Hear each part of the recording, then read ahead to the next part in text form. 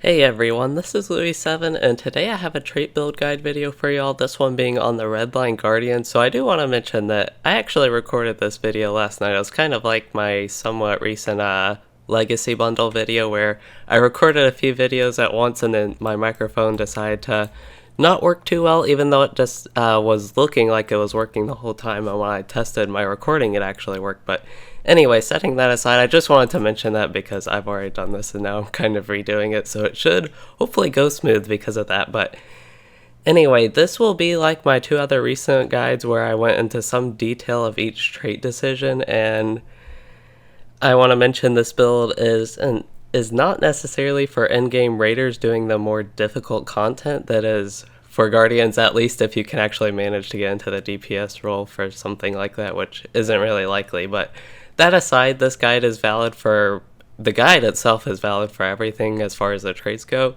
but the build in particular is more geared towards casual grouping if you again can fill the DPS role in like a casual group ball, like leveling in the legendary server or something, grouping there, or even easier content at endgame. And for solo leveling, it's also for that, which is probably a bigger appeal again for this spec and just the general DPS role. And I will also focus a little bit more on the legendary servers since I did mention that, since this is all these build guides again are focused, were inspired by the legendary servers rather. And I do want to I'm going to do two different things in this one. The first is I'm going to give a little bit info about the Redline Guardian in general before I get into the build. So I do want to give a bit of backstory with my Guardian experience because I want to share why I chose this spec of a tank-oriented class, and that is that I love Guardian when I am not tanking on them and I am DPSing on them. And for the Guardian, that means playing the red line. That's their only DPS spec.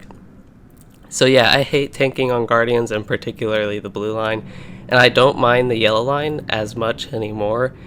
And just overall, I love playing Redline Guardian. I prefer it as melee DPS over a champion even. And as we will see throughout this guide, there are three main themes we need to look for when building the Redline Guardian. The first is bleeds. That's a main component of our DPS. The next is big critical hits, which is a decent component of our DPS. And the third is our parry reaction chain, which is actually a big component of our DPS and rotation, how we play overall. So we will see how all these work together to create the mechanics for the Redline Guardian and how our traits in the build affect that. Okay, so let's go ahead and get into the build portion of this guide, and I do want to share what my build actually looks like before I finish it out, just so y'all can get a glimpse of what it'll look like. I finish out most things in the red line, and I have one thing in the blue line. I only have 55 points. If you are max level 120. You would have about 35 more points than me, which is a lot more, but I'll go over some of the choices I would make with the rest of my points. And we can go ahead and respec here, and we can see what we get in just for going into the red line. So if you're just starting out, your skill bar will probably be a lot more barren than mine as well.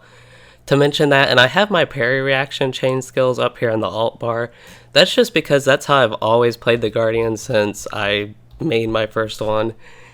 Since I mainly play the red line and yellow line, I don't really play the blue line much or ever use a shield where I have to use those. I probably could change it to something more efficient for my use, but that's just how I have it now if you're wondering why those are just like floating there. But anyway, we can go ahead and look at what we get for just speccing into the red line, which is force opening.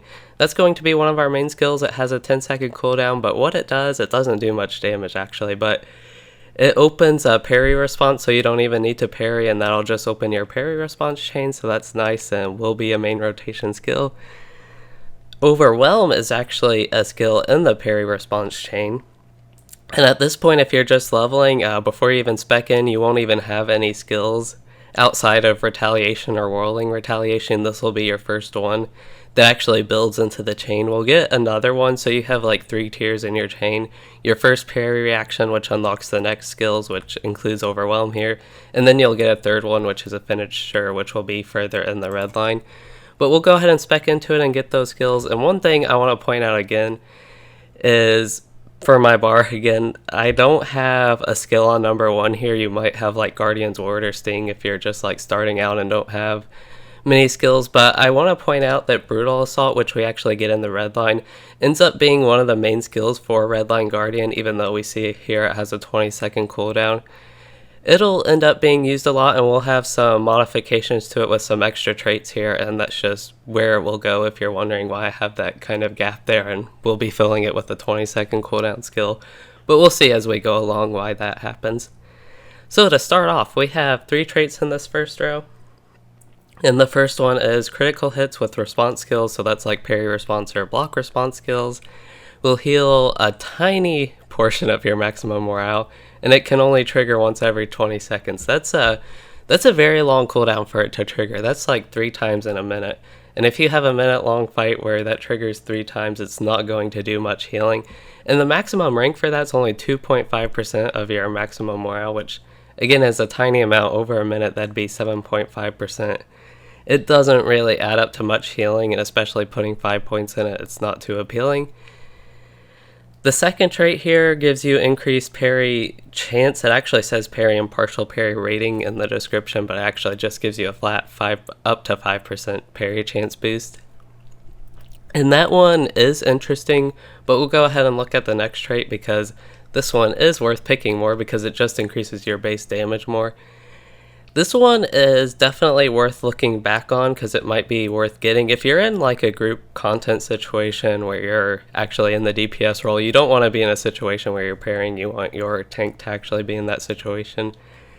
But as far as solo leveling, which this will focus a bit more on, it's definitely a good thing to have, and even compared to other things as we'll see later on, parry chance can be better than pretty much anything else that might be offered to us.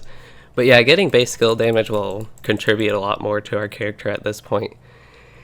And here we unlock the first set bonus, which just gives you increased melee damage and then increased critical damage multiplier, so that plays to the theme of big crits there. It's just a passive we get, nothing we have to really worry about. And the first trait here is Broad Strokes, which makes Sweeping Cut, which will be one of your main skills as well, have a chance to apply a bleed on hit. Once you get rank 2, it's guaranteed to cause a bleed, and that's going to be one of your main bleeds, so a spoiler that we will be picking this. And it also increases the maximum target, so right now it has 5 targets, so it would have up to 7 targets with the maximum rank on that, so it makes it a nice large target AoE along with guaranteeing a bleed, which will become a main bleed. You have, as a Redline Guardian, you will eventually have 3 main bleeds. You start out with kind of 2 main bleeds, one from Sweeping Cut, and here's the second main bleed you'll get, which is from Thrust, which is the other trait in this row. So we have 2 interesting traits here. This one actually unlocks an active skill, which is Thrust here, and this one's also in the second tier of your parry response, which is after using Retaliation or Rolling Retaliation, it'll unlock Thrust, which will cause a bleed.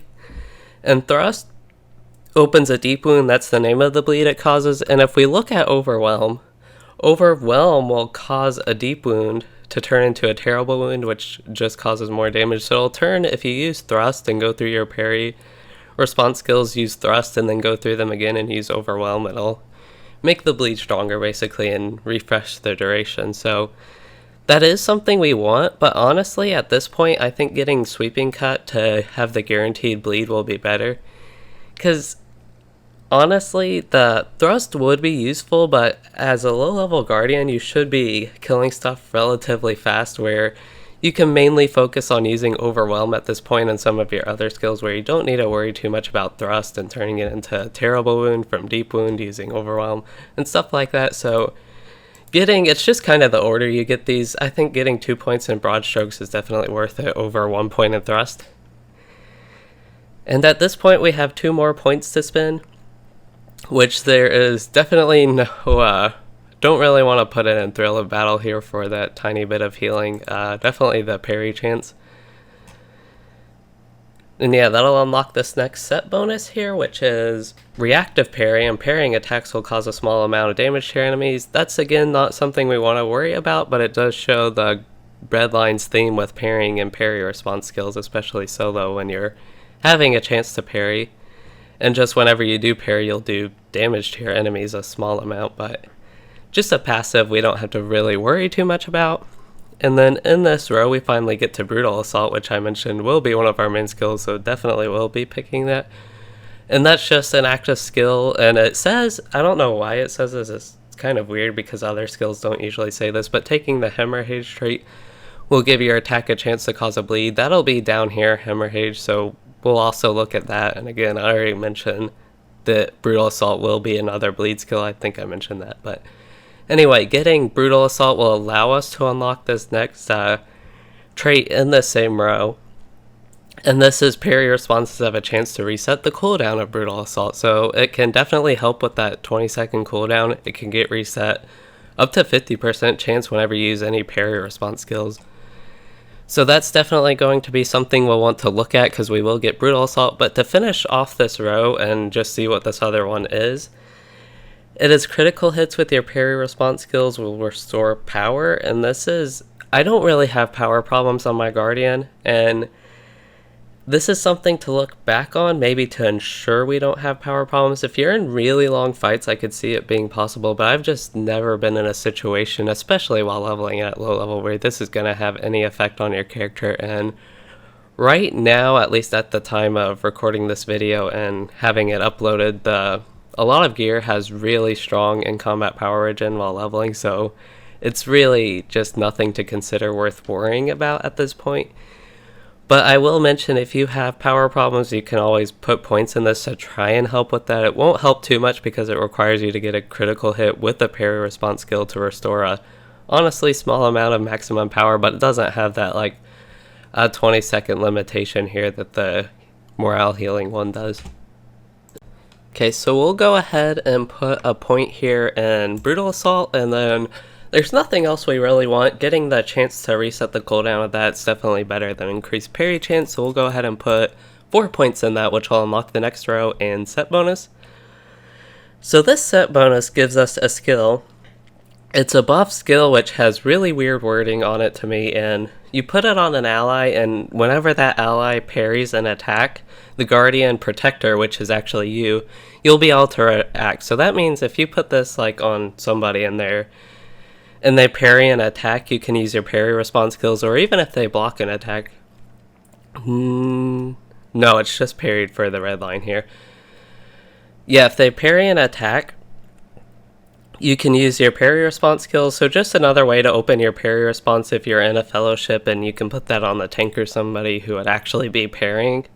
So it is useful to have in that situation, but another thing it does, and I do want to mention, they have to be within 10 meters, including this effect I'll get to, and which is a pretty short range in LOTRO, so mainly effects, you'll be in melee range, so probably mainly other melee characters, and the effect it gives to the fellowship is plus melee damage, so a ranged person wouldn't really care too much about not getting that buff if they're not close enough to you.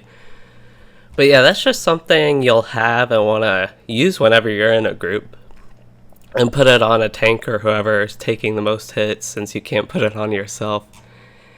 And yeah, we get this, the first trait here is Deeper Wounds, which is, this one increases the duration of Deep Wound and Terrible Wounds. Again, Deep Wound is the one from Thrust, Terrible Wound is the one when you use Overwhelm. So both of those will be things we want. This really only applies to a lot longer fights though. And the up to 15% increased damage is not an overall large amount, but it does increase the pulses, and overall, compared to other things we've seen, like increased parry chance, definitely sounds more appealing to me. And I think that will be worth at least looking back on, and we don't have many other things we can spend on, to be honest. So let's look at this next one, which is To the King, and this is a powerful attack, it says, against a foe, and it has a higher chance than regular skills to start a fellowship maneuver, but this one requires the use of Thrust or Overwhelm. So this is the third tier, our finisher in the parry chain. Use it after Thrust or Overwhelm, either of those. It only has a 5-second cooldown, so you can pretty much use it after either, whenever, if you're just in a situation where you keep going through your parry response skills. But yeah, it does that. We'll get some other bonuses for it later on, and particularly the chain it has here in the trait tree to go all the way down to Blind Rage. We'll go ahead and get that. It's definitely worth using as a finisher now even, and it'll become more worth it later on in the red line, as we'll see. And let's go ahead and I would finish out Tireless Blows and then get 3 points here in Deeper Wounds, and that'll finish out kind of not that row, but it'll get us to the next set bonus anyway. And this one is all Guardian Bleeds have an extended duration. I'm going to be honest, I don't know the exact extended duration. I don't really, I guess I could have tested this and yeah, let me go ahead and test this because I'm kind of curious. So this one has a 10-second, I think it's going to be a 2-second duration. Why can't I put, there we go. I thought I couldn't put more points in it for a second, but I can. But yeah, if we go ahead, we see this has a 10-second duration, one of our sweeping cut bleed that we did get. If we go ahead and apply this and get the increased duration, it's going to be 12 seconds now, so one more tick. Just a passive to consider you having. I did want to see the exact numbers from it, so it is one more tick pulse on your bleeds. And yeah, that's where we're at, which unlocks the next row as well when we got that. And this one does unlock hemorrhage, and as a spoiler earlier, we saw we will want this because this causes Brutal Assault to have a chance when you get the maximum rake, it's guaranteed to give a dot. And it says in the description each rank will increase the wounds damage over time, but it applies to all your bleeds, increasing all your bleed damage up to 15%. So that is definitely something we want and more appealing than anything we saw before. Okay, so we'll go ahead and put 5 points in that, and that will just, unlock the next row. And set bonus here we have, my mouse will stay on it, Brutal Charge here. Oh yeah, we never looked at the next trait actually, so before we do that, we will put 5 points in that, but we didn't look at the next trait and actually go over it. So this one is Charge, will provide an additional run speed for a longer period of time, and once you get the 6th rank, it'll be up to 6 seconds increased duration, and it'll give you a 100% crit chance on your next attack when you use it, and plus 10% charge run speed. The only thing we really find appealing about that, unless you really want the increased run speed and duration, is the 100% crit chance, and spending 6 points on something for that doesn't seem too appealing. So yeah, that doesn't look good, but I do want to mention the next set bonus here, Brutal Charge, which we are about to go over mistakenly.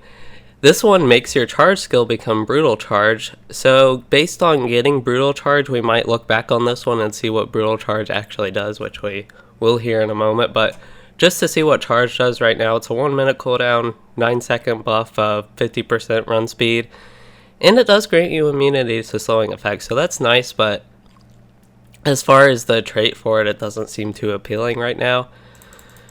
And then we'll take Hemorrhage here, get 5 points in that, and now Brutal Assault will be guaranteed to have a bleed, and you get increased bleed damage from that. And then we have this next set bonus, which is Brutal Charge, and this one increases your melee damage, makes Charge increase your melee damage rather, for a short period of time, and whenever you use Charge, you will knock down your next target. It says attempt to because some bosses and stuff are immune, but you'll knock down whatever target, and it can affect targets. So if you use Brutal Charge and then Sweeping Cuts, you can knock down 7 opponents that are in front of you, and it's pretty satisfying, to be honest, and is one of the fun things about playing Redline Guardian. Again, just that little 1 minute cooldown Brutal Charge skill to do that.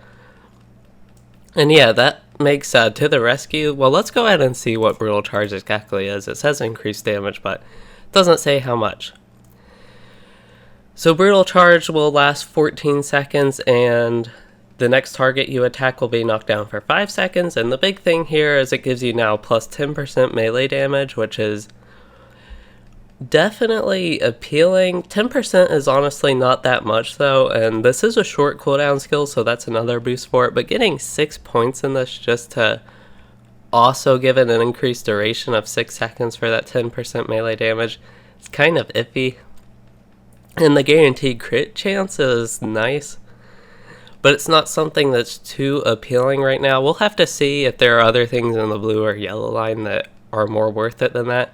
But as you saw from my build in the beginning, we ended up picking it because there's not. But we'll get more into that later. And here we have Warrior's Fortitude in the next row here, which is, it makes Warrior's Heart, which right now is a purely like defensive reactive cooldown skill. You use it when you're low on morale or need to heal some morale or just increase your max morale. A survival skill basically rather, and what this will make it do is increase your physical mastery rating, melee crit chance, parry, and partial parry chances. So I do want to say this is useful because you want all that stuff, and it can make your reactive cooldown skill, like if you're in a fight where you need to get the nice heal from it, you can definitely use it then. And then getting the increased damage, crit chance, and that type of stuff can actually turn the fight more in your favor because you'll be killing the enemy faster, so that makes it more appealing as a defensive skill as well by increasing your offense. And then you can also use it as an offensive cooldown just for the increased damage basically from the physical mastery rating and melee crit chance as well. So we will want that, but let's go ahead and look at this next trait here, and this one is To the King, which is our finisher in the parry response chain, and that one has a chance to just trigger a parry response again and go back through the chain. That'll be up to that will just have a chance to trigger a parry response, but will get up to a 100% chance to also increase your melee damage by 10% and attack speed by 20%. Excuse me there, my voice got a bit gone and raspy, but this will increase up to 100% chance that it'll increase your melee damage by 10% and attack speed by 20%. What it doesn't say is the duration, which is up to 15%, or not 15%, it's 15 seconds the duration. I had percent in my mind from all these percents on the screen from this, but it'll be a 15-second duration for that buff, and if you can go through your parry response every 15 seconds to use To the King, it's basically a permanent buff once you get the 100% chance of 10% increased melee damage, which is nice, and then also increased attack speed by 20%, which is very nice. I always enjoy stuff that makes me attack faster. The Guardian's honestly already a pretty fast class, and that just makes them faster because from what we'll see in the gameplay section at the end is you can pretty much have it permanently up here. So that's definitely going to be a nice thing we will want. And I think we honestly want it because the buff, if you actually pick Warrior's Fortitude and look at the buffs these provide, it's not that big. It's still something we want, but the actual mastery rating, crit chance, and parry and partial parry chance, it's a really tiny amount, and we will want it, like I said. But I think getting 5 points in this first is definitely more worth it, which will finish out unlocking what we can get in the red line here. We haven't finished out the red line yet. And this one, the set bonus we unlocked is you get increased melee damage and increased critical damage multiplier. This sounds oddly familiar from our first one, so that's kind of boring that we basically get the same thing, but 5% melee damage instead of 10%, so it's even worse. And it does play to the increased critical damage multiplier theme of the Red Line Guardian here. So yeah, that's kind of just passive damage boost, boring, kind of. In this last row here, we can get Hammer Down. So Hammer Down, you should be able to notice it does a ton of damage. Like the amount of damage there, it's up to almost 15,000, a little bit over 14,000 rather. And even comparing to Brutal Assault, one of our main skills here, it does like 5,400 damage maximum compared to over 14,000. So that does a ton of upfront damage, even more than To the King, which is our finisher. And yeah, it says that it has increased critical damage as well, and if we can actually get a crit with it in the gameplay section, we'll show that, which we should be able to, because like I said, we'll get Brutal Charge to have that guaranteed crit chance. I can actually show that and how much critical damage it actually does. And then also Weakened Foe, it will stun as well. And the Weakened Foe is when they have 50% or less morale, it gives them a 3-second stun, so it's even like Preying on the Weak, which is actually one of our set bonuses here at the end. The skill kind of does that as well, but yeah, that definitely plays to the theme of big crits and even kind of stuns there if the enemy's weakened. So we definitely will want that. I don't think I ever mentioned that. And then this next one here is a max target 5 AoE skill, but it doesn't do any damage. What it does is it restores your maximum morale for every slashing wound from nearby foes. And we haven't even actually covered what slashing wounds are. That's just the name of the dot the sweeping cut applies. Slashing wounds, yeah, it's just the dot from sweeping cut, so you gain 3% of your maximum morale and power for every wound removed from nearby foes. So not just for every wound from nearby foes. It removes the wounds, but you could always use this if you use it right before you apply sweeping cut and slashing wounds again.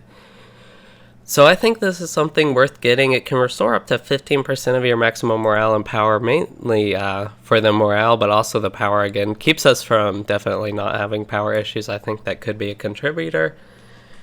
So that is something we will want. And as far as the priority of these last three things, I would highly recommend getting Hammer down first out of all these, and then I would go ahead and get Honorable Combat and then Warrior's Fortitude. And that spins out 33 points. I've heard two things. You can, in the Legendary server at level 50, you can get 33 points maximum or 34. If it is 33, this is what the build would look like. 34 is not much different from this since we don't get any big thing. But at least with 33, we just happen to get our big three like single things here.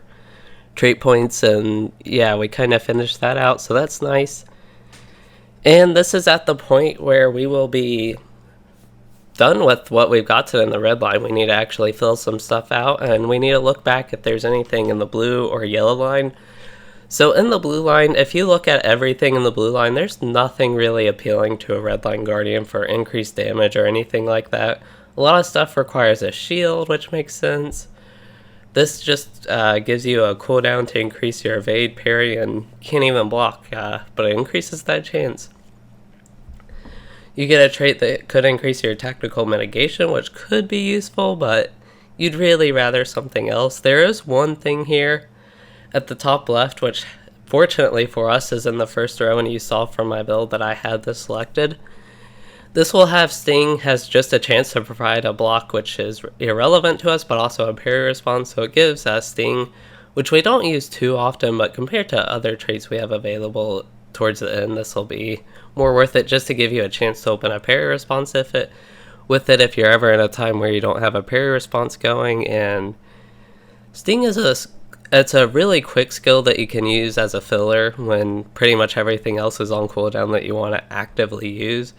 Even can be more useful than Guardian's Ward just because it's quicker and has that chance to open a block and parry response. As you'll notice, when you level higher as a Guardian, you stop using like Guardian's Ward or even Vexing Blow even less. But Vexing Blow you can use more in AoE situations, definitely. It just doesn't have too much appealing to us besides upfront damage, and it's not an insignificant amount, but it's not really that much upfront damage, no bleed or anything to go with it. So yeah, it just doesn't really do too much for us, but anyway, this will be worth getting. Nothing else in the blue line, so that'll be like 10 points there maybe. I see stuff more appealing definitely in the red line still, even the parry chance I would rather than the chance for Sting to provide that. In the yellow line, there are some interesting things. There's nothing here in the first row. Incoming healing, 5% of that won't really do much. You have insult to injury, which you don't really have any of the yellow line debuffs as a red line guardian because, well, you aren't yellow line.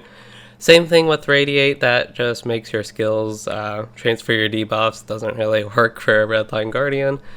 And incoming healing rating is the only one that actually works, but it's not appealing. But plus 5% incoming healing modifier I guess is more useful than nothing, but the point of this is the stuff further in the yellow line actually is somewhat useful to us. I don't want to call it like super useful because it's not, and not something we want to like go for actively, but War Chant's an okay skill. It doesn't do much damage, but it is a ranged AoE actually, and it does give them a debuff of minus 5% damage your enemies, so that's something maybe if we don't find anything more appealing.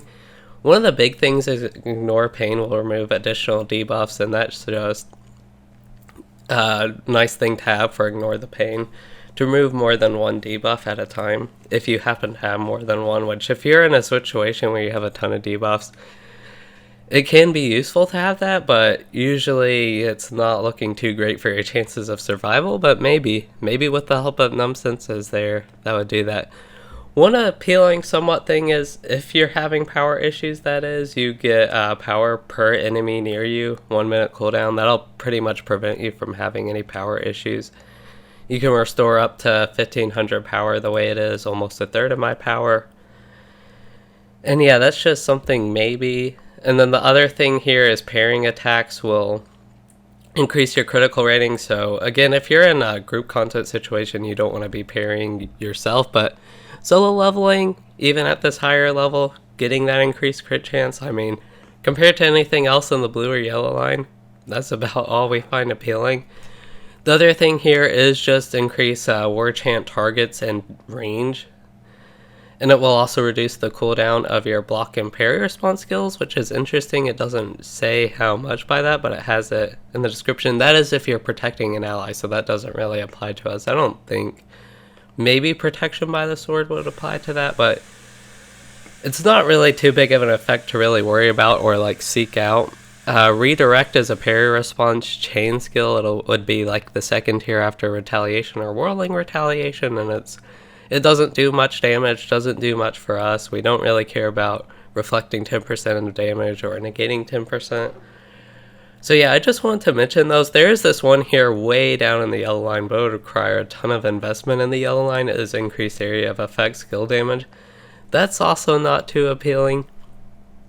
So yeah, that I mean, that is appealing as far as the damage, but putting all those points in the yellow line makes it not appealing.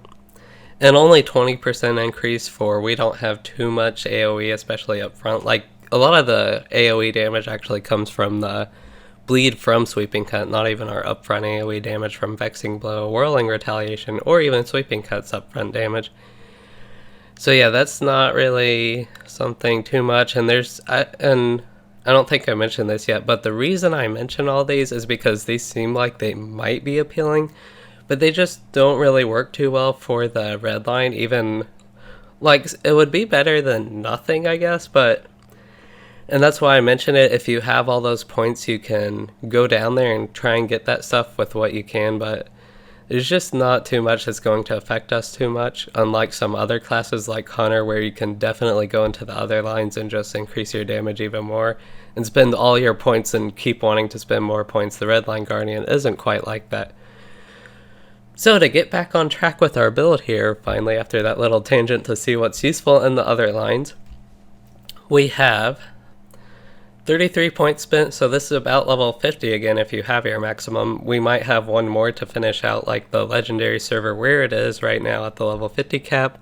If we spent one more, I would actually go ahead and... This only affects Deep Wound and Terrible Wounds, which is only from Thrust and then Overwhelm. Getting the one extra pulse on that would be appealing after spending 2 more points, and then the up to 6% increased damage from that's appealing. But I honestly think going ahead and getting... Actually, yeah, I'd get that before. I was thinking maybe To the Rescue, but I think I would definitely get this first. And then, honestly, I'd say at this point it's up to you. If you prefer, if you're playing a lot more solo, getting the increased parry chance would probably be more useful than that guaranteed crit after 6 points and the increased duration from Brutal Charge. So I think I would end up spending 3 more points in the parry chance, trying to get my words straight here. And then I would spend 6 points in this, and then for me, I have 11 points available to spend, so I'm going to actually spend my 5 points in the chance for Sting to provide for us a parry response. And then the other thing, I have 1 more point to spend. There's nothing else really appealing for me. I'm going to spend 1 point in the chance to restore maximum power when I get a crit with my parry response skills. And then if I had a lot more points, and again, I'd have about 35 more, which would be, that would be about 17 points to spend in another line. And I would spend 5 points in this, and then 1 point in War Chant, 3 points in Senses. I'd have 1 more to spend. Doesn't really matter. Neither of these are really useful for us, but I guess renewing the debuff on War Chant wouldn't be too bad, so I'd go ahead and get 1 in Insult to Blow. That'd be 10, so I'd have 7 more points to spend. I'd go ahead and get 1 in Thrill of Danger, and then probably just 4 for this one. I don't know why rank 4 and rank 5 have the exact same thing for parrying an attack will provide the exact same amount of critical rating. That's really weird, to be honest. And yeah, but I would spend 4 points in that then, and that would unlock this LOTRO, which I'd spend the rest of my points in demoralizing Anthem. Probably wouldn't want redirect at all. And yeah, that's how my build would look. I don't think I mentioned this, but I used to use a site, it was like LOTRO TP status or something, Trait Planner I think it was called. But that's been down, and the Bearded Minstrel actually made one, and I like that, but I haven't been able to get it to work, and as far as I know, it also isn't updated. It might have been finally updated for the Guardian, I don't know, but again, I haven't actually been able to get that to work to show you all, just to see what it actually looked like if I had the point spin in it. But again, I actually talked about and where I would go with the rest of my points there. So we'll go ahead and confirm these changes and get into the gameplay section.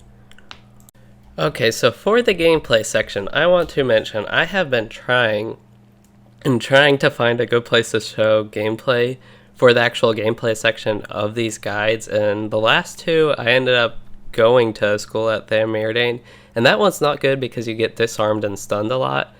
When I recorded this video last night and found out all the issues with it, so I'm having to redo it today, I decided I would try because Erebor's Peak, when I tried that, it didn't work, and I decided I would try the Seat of the Great Goblin. It's just a 3-man instance.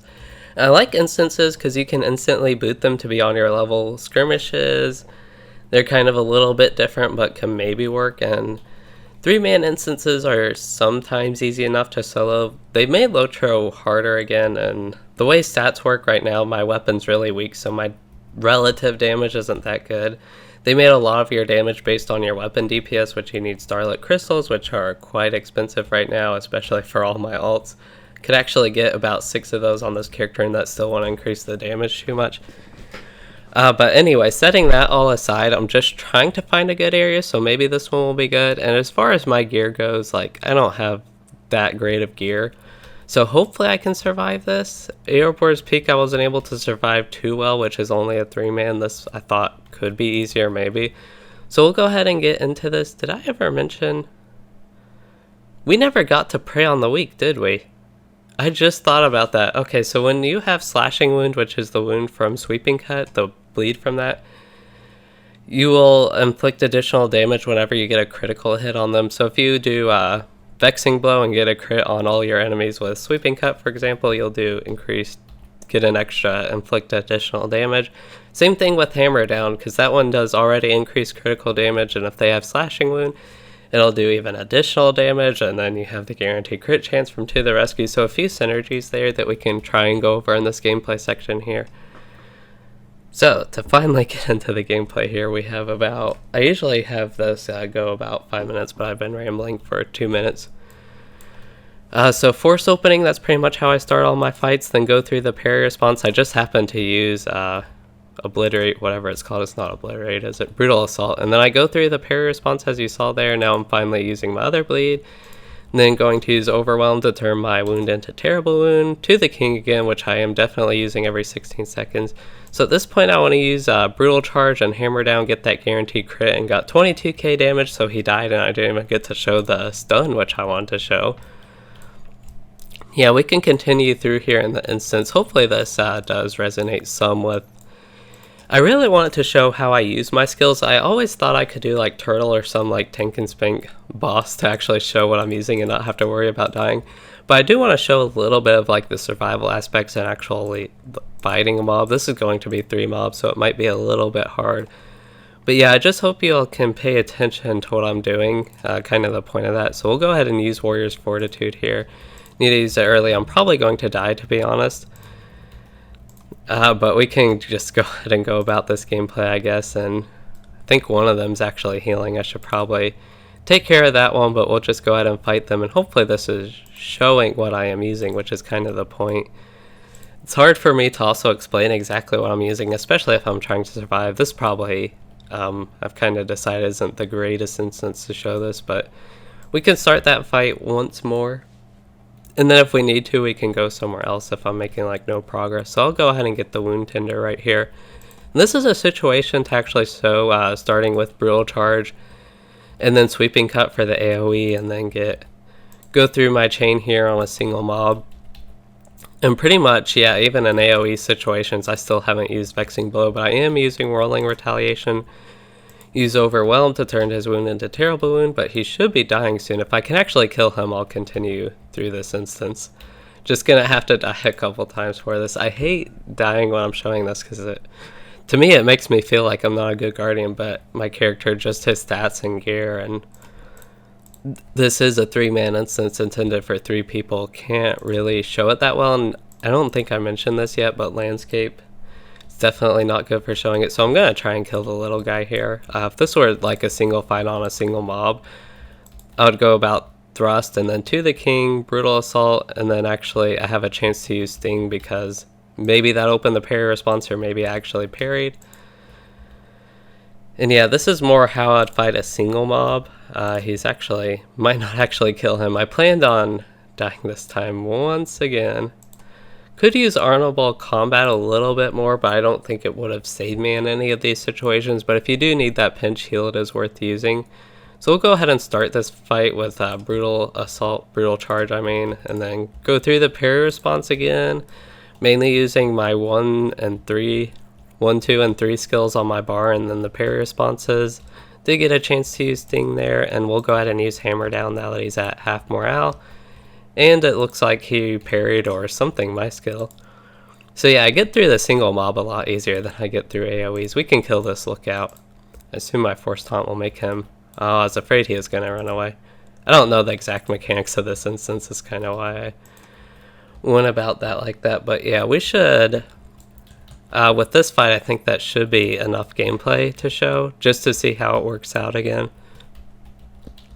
Not focusing on me trying to, or not. I actually should have used thrust there. I thought I already had the thrust bleed on him to mention that. And yeah, I think this is actually only about 4 minutes. I thought that would be 5 minutes. We can go ahead and do 1 more minute more. I don't know, 5 minutes, it's not like a hard thing I have to do. It's just I like showing about 5 minutes. I think is good to get an idea from watching what I do as well as me explaining. So I'm going to go through this mob again. This time I actually can use, this is a good time to use honorable combat and get that heal, and then apply slashing wound again. I actually need to use overwhelm here because I already had whatever the other bleed is, deep wound from thrust on him. Now I'm having some lag where some of my parry skills aren't going off, unfortunately. Do I have any morale potions? No, I don't, because I could actually survive this. What's the point if I did, I think. We might be able to survive this, actually. Use overwhelm here, get that. Then I want to use hammer down once he's at half health, so we'll use hammer down here and hopefully that stuns him. It did stun him, so we can keep going about our rotation here. I want to wait for overwhelm. There we go. And then to the king, and yeah, we actually killed them there, so I'm pretty excited for that. We were able to use our skills.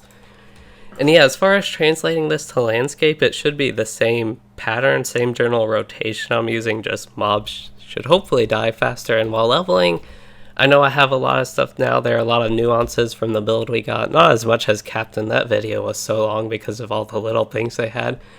And when you actually play the Captain, you don't really pay attention to that stuff. But yeah, as far as the Guardian goes, it's mainly parry responses. When they're available, go through that, and then brutal assault, sweeping cut, force opening, hammer down, the occasional sting, or maybe Guardian's Horde, or maybe Vexing Blow, and use brutal charge when you want the knockdown or guaranteed crit, and just increase damage. Otherwise, Warrior's Heart, but Warrior's Heart as a either heal your morale some, boost your attack a little bit as a cooldown, and then protection by sword that didn't apply here.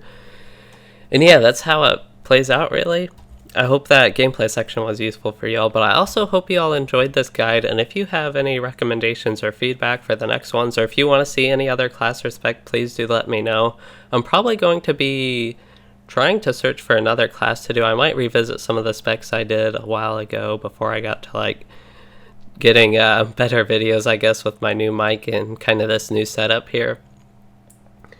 And yeah, I hope you all did enjoy this video and learn something about the Redline Guardian, and if you did, please do like and subscribe. Those things help my channel a lot, and thanks for watching, everyone.